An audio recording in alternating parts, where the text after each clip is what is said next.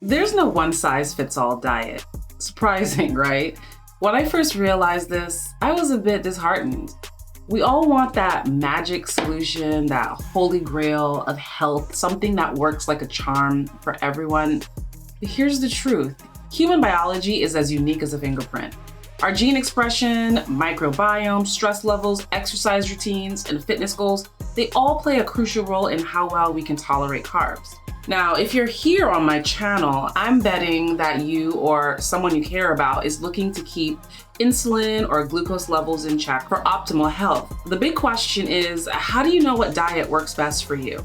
Should you cut back on carbs? What's your carb tolerance? That's exactly what we're going to be diving into today. Hello, welcome back. I'm Ryan, your keto cousin, and today we're going to explore what carb tolerance is, why it's vital, and how you can test your carb tolerance to figure out how many carbs work for you. So let's jump right in. So what exactly is carb tolerance? Well, carb tolerance is your body's ability to handle carbohydrates without causing issues like fat gain, sluggishness, cognitive fog. If your carb tolerance is high, you can enjoy starchy carbs without worry. If it's low, you might find yourself struggling with fat loss, feeling tired or even bloated after meals, or facing serious health challenges like prediabetes or diabetes. But here's the kicker. Carb tolerance isn't just about how your body handles glucose. Some of us are sensitive to other components in carbs like FODMAPs. That can trigger digestive discomfort and inflammation. This inflammation can crank up your cortisol levels, and when your cortisol is high, it can suppress insulin sensitivity and release glucose from your glycogen stores, which leads to blood sugar spikes. It's like a vicious cycle, especially for those with lower carb tolerance. That's why knowing your carb tolerance is critical. It's not just about the numbers on a blood sugar monitor, it's about how your body reacts to carbs as a whole. So knowing your carb tolerance is like holding the key to your health. It's essential, especially if you're concerned about insulin resistance or managing your blood sugar levels. If your blood sugar spikes after meals or stays consistently high, it's time to reconsider your carb intake. Maybe it's time to explore a low carb or keto diet to regain control. But here's the thing, there's no magic number, no secret formula that can tell you exactly how many carbs you should eat every day. You can't just look at someone or plug in a few numbers into an online calculator and expect to get an answer. Your carb tolerance is unique to you. It's shaped by your lifestyle, your exercise habits, and even your genetic makeup. Take the AMY1 gene, for example. This gene affects how well your body digests starches. People with more copies of the AMY1 gene produce more of the enzyme amylase.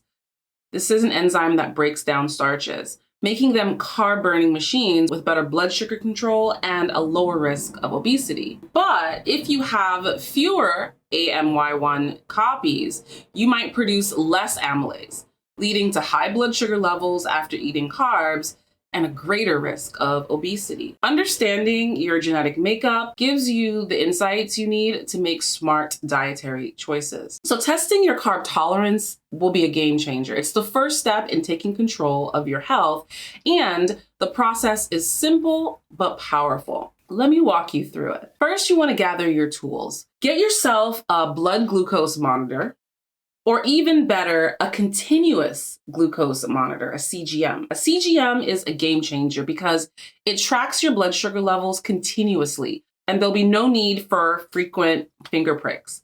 I use a CGM through Signos, but there are many companies out there that can help you get set up. If you're using a traditional glucose monitor, you'll need to manually check your blood sugar before and after your meals. Next, you want to start with a controlled amount of carbs. Begin with a manageable amount of carbs, like 30 to 50 grams per meal.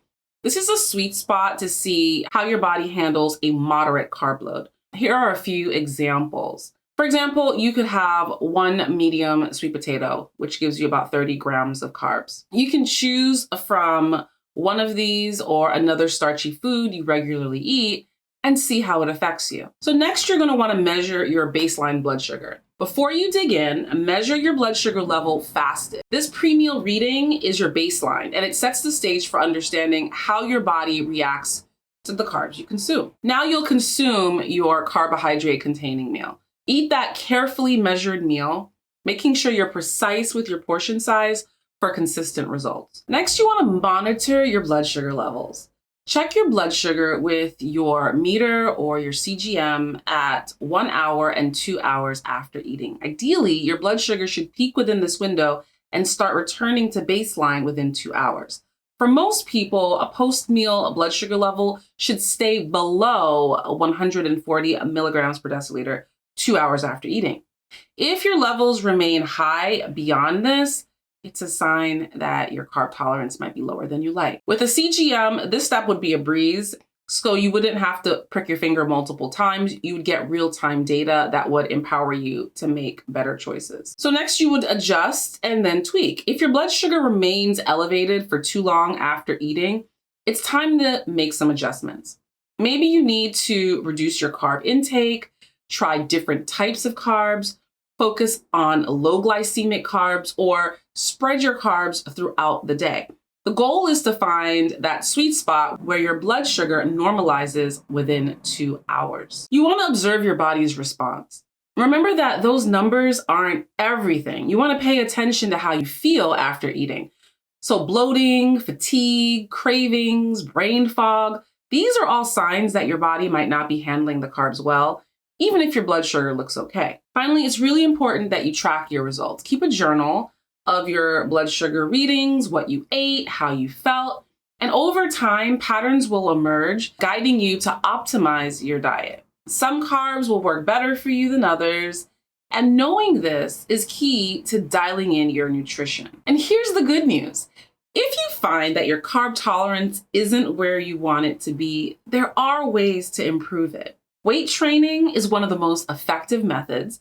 When you engage in weight training, you deplete glycogen stores in your muscles. This increases your ability to tolerate carbs post-workout, which means you can handle more carbs without the negative effects if you eat them within a couple hours after weight training. But that's not all. Lifestyle changes like boosting your activity level, managing stress, ensuring you get enough sleep, can also improve your carb tolerance.